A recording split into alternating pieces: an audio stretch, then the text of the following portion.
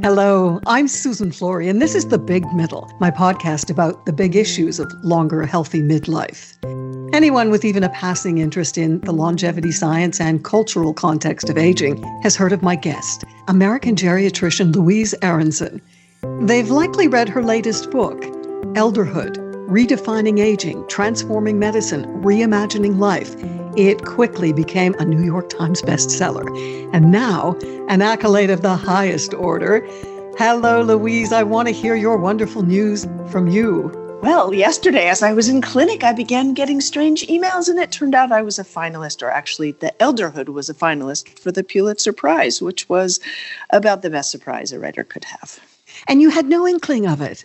No, you really don't know. My publisher didn't know. None of us knew. And then there it was. And they announced it on the live broadcast. And I guess people who, unlike me, weren't in clinic were listening. And pretty soon I was getting messages from everywhere. It was pretty exciting. I mean, so it's like one of those things you might... completely. You're with patients, and then you're thinking, oh my God, a finalist. Exactly. That's amazing. That is so good. I was thrilled as well because I kept having fun with the tweet that I resisted putting out. I thought, I'll just tweet and say, what a week of double thrills for Louise Aronson, Pulitzer Prize final, and a turn on the big middle. The big middle. Thrills. I love it. Of course. Anyway, I want to begin by reading a bit of the entry. It is from your publisher, but let's read it from the website, pulitzer.org, about your book. Elderhood is an essential, empathetic look at a vital but often disparaged stage of life. Reminiscent of Oliver Sacks, noted Harvard-trained geriatrician Louise Aronson uses stories from her quarter century of caring for patients and draws from history, science, literature, pop culture, and her own life to weave a vision of old age that's neither nightmare nor utopian fantasy. A vision full of joy, wonder, frustration, outrage, and hope about aging, medicine, and humanity itself. I love that. Yes, I like it too. Often books by women are written off as certain sorts of things sometimes, as not being as big and expansive. And so it's sort of a pleasure to try and have both the intimacy that's usually associated with a female writer and a sort of expansive science, history, and everything else. And plus, I feel like it's how so many of us live our lives these days. In the media era, you can have access to so many different forms of information. And if you want to think about something, drawing from all of them just makes it more interesting and I think more likely that you can do something of value. That promise of that weave of everything, it really pulls you in. Now, before asking you to break down that vision of old age into those constituent parts, what is elderhood? How do you define it? Elderhood is the name for the third major life stage. So we start in childhood, and then we spend many decades in adulthood. And if we have the great good fortune of living into old age, then we spend often many decades in elderhood as well.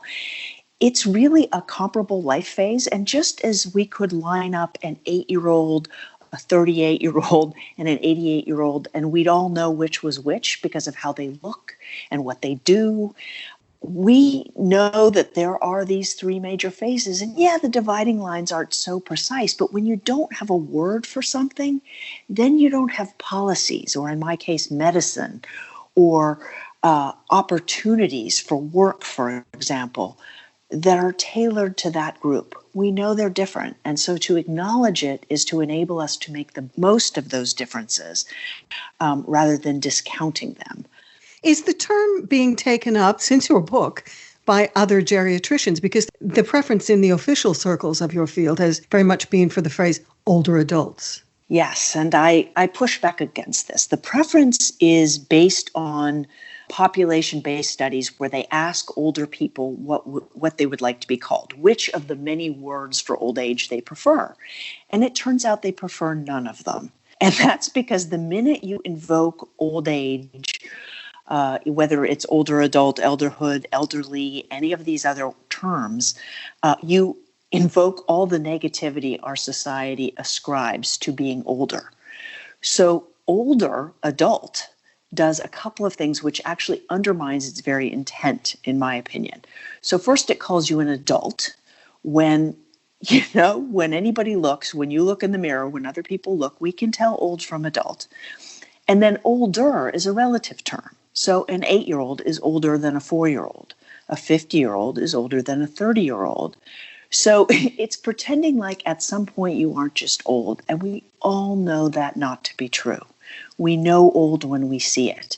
And so when we use a euphemism, an inaccurate euphemism for old age, we are actually perpetuating the very prejudice that made that euphemism popular in the first place. It's really disappointing to me when people who work in old age succumb to that sort of pandering to ageism.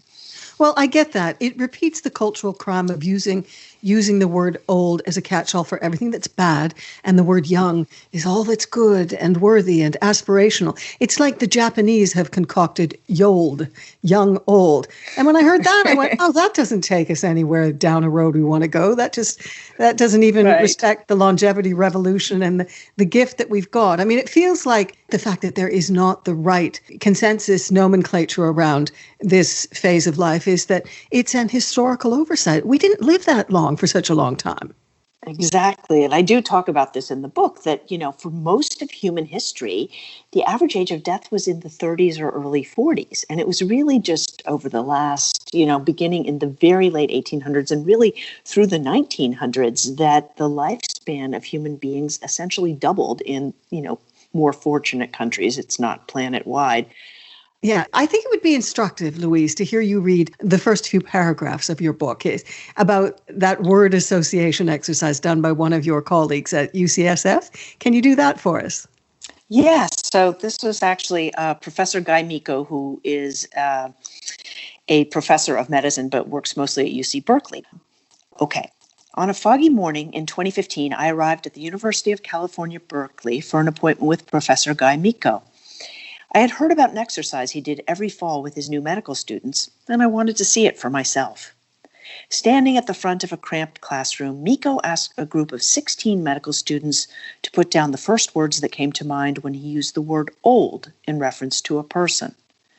Don't filter, he said, just right.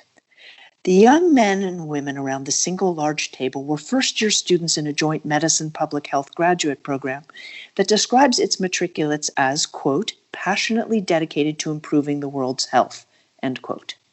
They ranged in age from early to middle 20s, and their resumes attested to extraordinarily idealistic good intentions. The students began scribbling on the scratch paper Miko provided so he could collect responses and assess trends over time. When 1 minute elapsed, he told them to stop, and then he repeated his instructions, but this time with the word elder. A few students shook their heads. They knew they were being manipulated. Miko had been doing this exercise with his students for years. The faces in the room changed, but their responses to the two prompts did not. So he wasn't surprised when the most common associations with the word old included wrinkled, bent over, slow-moving, bald, and white hair. Many also wrote weak, fragile, feeble, frail, or sick. A sizable minority put down a variation of grandparent, and several listed their mothers, though generally the parents of medical students range in age from late 40s to early 60s, years most people consider part of middle age. Some used words like wisdom, but more chose sad, pejorative, stubborn, and lonely. One wrote, quote, smelling of mothballs and stale smoke, end quote. For elder, the list looked different. By far the most common word was wise. Other responses were respect, leader, experience, power, money, and knowledge. I mean, clearly you had to call it elderhood, not oldhood. Well, I wanted to call it oldhood, and not only did my publisher not like it, since the word old is particularly unpopular, it's grammatically inaccurate. So actually, I used the word oldhood in an article in the New York Times a couple of years ago. And a woman I don't know in New Jersey, well, first there were all the complaints about don't call us old. We're in our 70s, but my husband and I are very fit and you're insulting us, which essentially meant she had missed the point of my diagnosis. Old is a statement of fact. It's not an insult unless you allow it to be. But this woman in New Jersey sent me a lovely note and said, I think you have a grammatical problem. Because when you have childhood, the noun for the person is child. And when you have adulthood, the person is an adult. And when you have oldhood, the person is an old. I don't think so. The person is an elder. And so the name was changed to Elderhood, much to my publisher's pleasure. I'd like to hear, Louise, about your mindset when you started your book. It is the antithesis of a dry medical tome. It's as if you poured your heart right onto the page. It's very personal, as we could tell in that little story that starts it all off. Was it your plan to go that personal? I mean, you even talked about your burnout, which you don't have to talk about here. We've only got a half an hour, but it was highly personal. I mean, everything, as per that blurb that I read off the top, it's woven from, it's the tapestry of your life and your work. Right. Well, I thought about what sorts of books I like to read. And I think when I get a personal story, in addition to lots of good, accurate information, I am more engaged. It pulls me through. We respond as human beings to story. And I thought to put that out there. I also wasn't going to be quite as forthcoming. I set out to write this book on aging, but around that same time, I was having burnout. And so what I was doing, I considered this my acting out, but I was writing what I thought of as a series of essays about medicine and the healthcare system and the ways it was sort of harming patients and clinicians and some of the problems.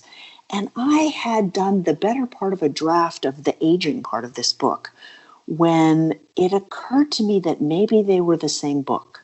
I wanted to look at how medicine treats aging as a mirror for how society treats aging. So I knew I wanted to toggle back and forth between what happens with aging and old people in medicine and healthcare, and show how it's just part and parcel of what happens to aging and older people in society and all different sectors of society. But at that critical moment where the book became what it is, as opposed to the fairly more standard book I had written initially, and which was frankly boring and depressing me, even though everybody was saying, oh, it's good, keep writing. What I realized was that how we treat older people tells us almost everything we need to know about what's wrong with modern healthcare.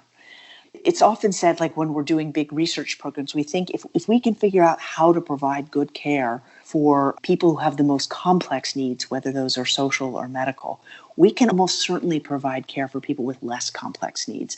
But the reverse is not true. And we've basically set up a health system that recognizes kids and adults and not elders. We've also set up a health system that really values technology, but not people. And so I just began to see it was all part of this larger change in society that was harming medicine and old people and healthcare and society, and that I really needed to weave it together. And I think also the more honest you are, the more people can trust you. That's certainly how I respond to writers. Like if you're willing to tell me this, then you're taking some big risks. And I know that you understand. I mean, I also wanted to say to people, like, I understand it's a big ask to call yourself old in our society. But until everybody stands up and says, I'm old, what of it? You know, I want that job, or I'm still sexy, or I deserve the same health care as you do. None of those things are ever going to happen. And they need to. It's only fair. It's human rights. Absolutely. That is the core of everything I do as well. I just say people are people, and human rights equity is the goal. We don't have to be set aside or stratified as older. Humans are humans are humans, and we just have to all get used to that and embrace old. I am old now, but how lucky am I relative to so many other humans who've not managed to make it past their 40s? Mm-hmm. Yes, and it gives you so many opportunities. It's really interesting to watch people transition to what they value and what they can do. And, you know, I have one set of conversation with many people in their 60s and 70s, and I often have a slightly different conversation with people in their 80s, 90s, and a different still one in their hundreds. And there are these like generational differences. But if elderhood, so legally and traditionally, old age has been defined and still is as beginning somewhere between the ages of 60 and 70. So that means most of us will be in elderhood for 20 to 50 years, right? If you don't have policies and opportunities for that huge span of life, then you're kind of wasting it. And I know in the United States, we often say, oh, old people are a burden, but then nobody will give people jobs. At the same time, the fastest growing segment of our workforce is people in their 70s. Why? Because getting up and having a purpose is so great, because they need a paycheck. Because when we set our retirement age at 65, you died at 67. And if you're going to live another 20 or 30 years, you need something meaningful to do, and you need income. So many people are starting their own jobs and careers for lack of opportunities in the bigger sector. But how can society simultaneously complain that people are a burden and then not use their talents and abilities for the greater good? It's hypocrisy, and it's self-defeating. Yeah, these are the core themes that we've been exploring on The Big Middle. I want to get back to your vision of old age as described in that blurb that I read. And I can't say it enough. I read it on Pulitzer.org. Does the frustration and outrage that you feel about the distorted cultural view of aging that we've got in the first world, so-called first world, the decline narrative that continues to dominate, does it overwhelm the joy, the wonder, the hope that you experience and that you write about so beautifully? For me, no, because, it gives me a mission and a purpose, and I do see change. I mean, I really feel like these issues are being addressed in ways they never were previously in my lifetime. And not that there haven't been movements, to sort of give civil rights to older people throughout history. But I'd say 10 years ago, I would see something in the public media about aging maybe once or twice a month. And then by 5 years ago, it was a few times a week. And now I literally can't keep up on a daily basis. And part of that is how many people are getting older. It's also probably generational. You had the great and the silent generations, and they just sucked it up and kept going. And boomers are not going to go quietly. They're going to argue for their rights just as they did decades ago. That can be a good thing. Absolutely. And, we're feisty, and also we are learning because we're living it. Aging is malleable. It didn't used to be that. You did used to keel over at 55, 60. You'd have 3 good years of golfing and maybe going on, sorry to go deep into the stereotypes immediately, but, a lot of people seem to want to go on a cruise. It'd be hell on water for me. But at any rate, we're all wising up to the assets of aging because we're living them. We're embracing the longevity revolution as a gift and not a burden. We can't deny. We feel all right. The happiness curve being what it is. Right. And I think one of the big mistakes we make, probably both as individuals and as a society, is thinking that there can't be some, changes or declines that aren't so welcome, and the joy and happiness at the same time. And that's sort of what the happiness curve says. It's not saying, that at 75 you're running as quickly as you did at 45. It's saying maybe you're still running, or maybe you're taking great walks, but you're happier with who you are. You know who you are. You're trying to create a life that has meaning for you. I think we so often think that the only life that has value is the optimal one. And that's insane, because it means 99.98% of us are losers the whole time, right? If you define a person's worth by a certain kind of ability, you get rid of all kids and all older people and all people who are sick and all people with handicaps, and for many people, all females, and for some others, all people who don't look just the way they do, whatever their ethnic group is. It's just so self-defeating. And instead we have to know, yes, the body has disappointments as it gets older, and that is not the whole story. That is one piece of a complex story. And let me tell you, as a person with a 20-year-old in the house, there is not a chance in hell I'd go back to being 20. Yes, he can run faster than I am, and his waist is currently cuter than mine. But other than that, I'm much happier being me. Yeah, absolutely. The long view and everything that you accrue over the years, it counts for something, and it gives you that perspective you need, and the resilience and all of the other assets that we know. I want to move on to COVID and ageism. You've helped frame much heated debate, social media and in the op-ed pages of respected broadsheets. You've written powerfully for the New York Times, the Atlantic, the New England Journal of Medicine, Vox, Is the crisis, do you think, fueling ageism or merely exposing it in all its hideousness? Mm. I think it's more exposing it. There have been people like there was a city planner commission head in the Bay Area who said, it's survival of the fittest. Let COVID kill the weak and the old. And he was he lost his job as he should. And so I think there are people who probably always think those things who are feeling more emboldened to say them. But I think the most important, if there can be an upside to this, is showing the structural inequities, right? So if you take nursing homes, it's almost an oxymoron. You have nursing, which suggests healthcare, and then home, which suggests not healthcare. It's also a second-class citizen in that those are generally considered divorced from the usual health system. There are different rules and regulations, different governing bodies. It's like lesser. And in some ways, that word nurse is tied to this because I think, traditionally, and when they were given that name, nurses were female and doctors were male. So there's all these compounded intersectional sort of inequities, and who lives in them? Well, it tends to be mostly older women. Women live longer than men. They'll often take care of their spouse in heterosexual couples, and then they'll end up in the nursing home. And the people providing most of the care are women. So we have to acknowledge, and then the other people dying of COVID are the people who are Black and brown, who are kept impoverished and whose jobs require intimate contact. Unlike, me, I'm here on my phone, and so I'm safe, except for when I do my hospital shifts. So I think we need to acknowledge that when we pit ourselves one group against the other, most of us end up on the short end of the stick, because if you have kids, older people, people of color, and women all as lesser beings, then you're left with some tiny percentage of humans on the planet. I don't know if it's 1 or 2, or it's a very small percentage of people left over. So I think we need to be bonding together to say, like, this is about old people. This is about structural inequities that devalue older lives and devalue people of color.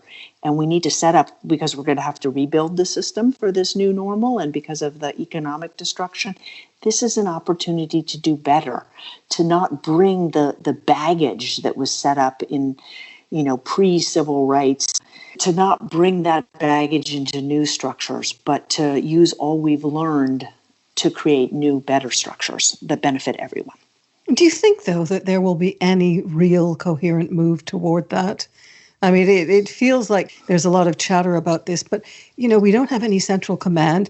We've got the UN Secretary General talking powerfully about the importance of ending ageism and respecting the human rights of everyone. I just worry that we're just going to slip back into our old ways, having clocked all of this, but not found the political will, certainly not globally, as every nation seems to be becoming more isolationist by the minute.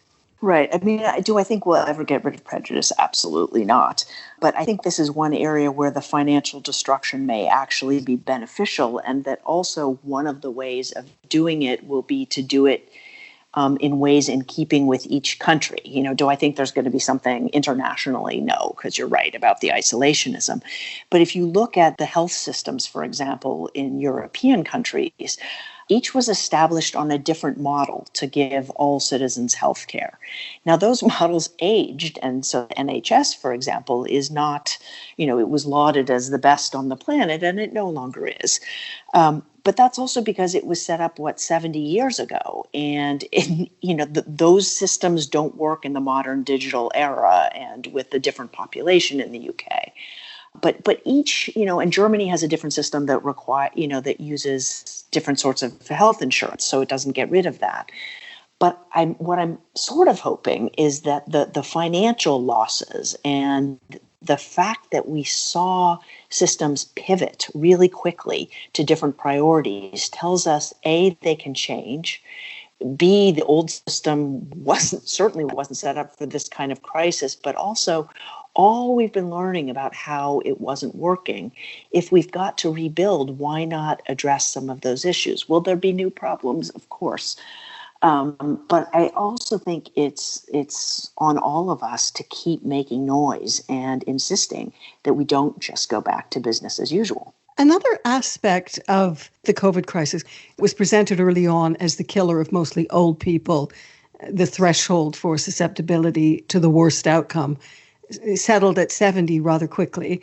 Elders needed to be quarantined to preserve resources, avoid rationing, to protect themselves. And there was all that repugnant talk of over 70s being prepared to sacrifice themselves. And the pieces that you wrote played up the fact that we are seeing ageism writ large. There is this general narrative that older people are expendable in this crisis. Older people were devalued almost instantly. Right. And, on the one hand, if it's like a zero-sum game, you've got, you have an 8-year-old and you have an 88-year-old, probably you should save the 8-year-old. But one of the things about medical ethics is that you look at the bigger picture, and you try not to value a person because people have such different opportunities. And it's not really a zero-sum game. Like there were countries that had plenty of tests. That could have been the case elsewhere. If you don't pay attention to something and then it goes badly, you can't blame the underlying issue, right? You have to blame your response. So it's not because of old age per se that all these people are dying. Yes, old age increases your risk, but we also didn't respond to the older people and their unique settings in the way we could have and would have and did respond to other groups. I mean, if you imagined that what was happening to older people was happening to younger people, as was the case in 1918, it showed a preference for younger people. I do believe that the responses internationally would have been quite different.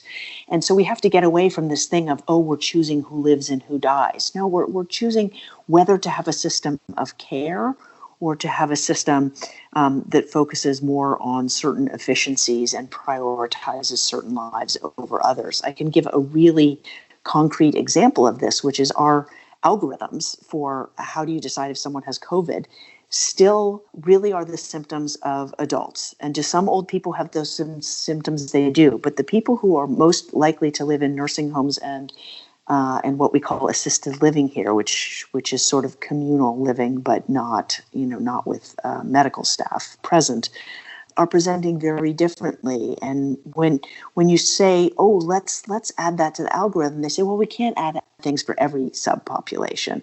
But who's the subpopulation that's dying? In San Francisco, 28 of our 29 deaths were people over age 60. We know people in their hundreds have recovered, but the risk for bad outcomes really goes up. It starts going up in your 50s, it goes up more in your 60s, and then much more so into your 70s, 80s, 90s. Well, you are a specialist in this aspect of it, the specific physiological impacts of COVID-19. So is someone who runs a marathon and lifts weights at 75 deluded in thinking that she or he has a survival edge on a less active 75-year-old? I mean, what's happening internally? They may have better muscle tone, but what about blood oxygenation and cell senescence and immunosenescence, all of that you don't see? Right. Would a person who was that fit have, do better with COVID than someone who wasn't? Absolutely. We also know that age in some ways is a proxy marker for the diseases that seem to put people at higher risk, such as heart disease, high blood pressure. People with those underlying conditions seem to do worse with COVID, not surprisingly, and those are diseases that most of us acquire as we grow into older age. There are also other bodily differences in the immunosenescence, right? Our immune systems are maybe less strong. There's also the matter of reserve. So you mentioned if one person was relatively frail, they don't have the same reserves as someone who, is working and running marathons in their 70s. That means that if you sort of imagine a line between being well and being critically ill, or just being somewhat sick and being critically ill, the person who's frail lives relatively close to that line, whereas the person who's healthy and running the marathons is way above that line. So if they each have the same amount of sickness, they each decline the same amount, the one who is fitter will still be in the okay zone, whereas the one who is more frail will move very quickly into the at higher risk and potential, for death zone. So it absolutely, your fitness makes a difference, and old age probably has some other risks, as we know from various other diseases, including the flu and the uptake of the flu vaccine. But there again, we make the flu vaccine by testing it on adults, not on elders. And then we say the elders don't have a good uptake, but we haven't targeted the vaccine to their immune system. This is what I learned from reading your book, because, it's the same with the default testing subject was always a man of a certain age and not a woman. Right. And you give women, just as you give older people, the same drugs, and they have a completely different effect. Right. And they did the same with children. We have this tradition of saying, the healthy 30-year-old white heterosexual male from upper income levels is the norm. But he's actually not. And he's not less important than the rest of us, but we're also not less important than he is. I also want to ask you as a geriatrician about an excellent article I read from Next Avenue about how the telltale COVID infection symptoms in olders and elders, 50s, 60s, 70s, 80s, can be a whole lot different than the typical fever, hacking cough that we've heard about. What can you tell us about this? Oh, well, there are a few things. So in the first place, as people get into advanced old age, so certainly over age 85 and sometimes sooner, depending on medical conditions, they tend to run lower temperatures than people who are in adulthood. And they also tend to mount smaller fevers. Now, are there people who mount fevers? Absolutely. But say my mother, who's 86, her normal temperature is about a point lower, point and a half lower than what's considered normal. She's perfectly healthy, exercises every day, etc. So if her temperature were to go up 2 points, it would still be below the cutoff of concern, but she would have a fever for her. And this is true. We're seeing this across many facilities. The other things we're seeing quite commonly is people losing their appetite, people just getting weaker, people getting more confused. All these things that are non-specific and sort of geriatric clinical syndromes that we know are the markers of disease. If you have a COVID outbreak in a place with lots of old people and they're behaving that way, under these conditions, that should be COVID until proven otherwise. But when you look at counting of who's died of this, they're not counting those symptoms, and those people aren't getting tested.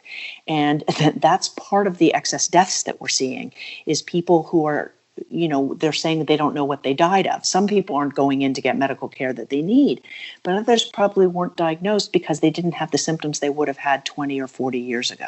Right. Got you. Now, I've got my eye on the clock. I know you've got another appointment. Me too. One final quickie question. I had age studies scholar Margaret Morgan-Roth-Goulet on the podcast a couple of weeks back. She, of course, as you know, has spent 40 years battling ageism, and she's worried that there's going to be a resurgence after we get over this initial experience with COVID, never mind the future waves. Do you fear that that's going to happen to a resurgence of ageism?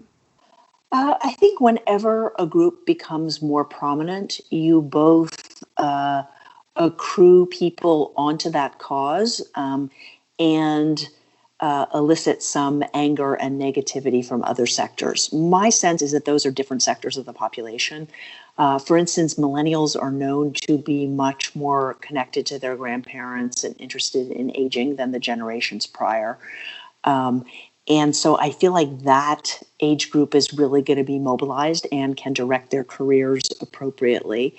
But they're always negativists. So I think we just have to keep working and keep encouraging the allies and the sort of creativity, because the other thing I don't see enough of is applying the same creativity in industry in creating, technology or homes or healthcare systems for old people as we do for other people. These are huge business opportunities for a generation that right now was already struggling to get jobs.